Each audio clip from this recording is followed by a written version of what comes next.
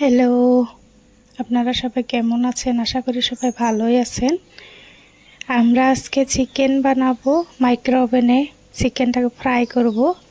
আমি প্রথমে চিকেনটাকে সিদ্ধ করে নিয়েছি আলাদা করে, তারপরে সব ধরনের মশলা এভাবে মেখে তারপরে দিয়ে দেব আমরা মাইক্রো ওভেনে। দেখব মাইক্রো ওভেনে কেমন হয়। এই প্রথমবার বানাবো, আগে কোনো দিন বানাই নেই। মাইক্রো ওভেনটা সেদিনই কিনে আনলাম নতুন করে, তা বানিয়ে খেয়ে দেখব। ভিডিওতে তো আমরা দেখতেই থাকি কিভাবে বানায় খায়, ওগুলো দেখে আসলে আমিও ইন্সপায়ার হয়ে ওটা দেখে এভাবে বানানোর চেষ্টা করছি।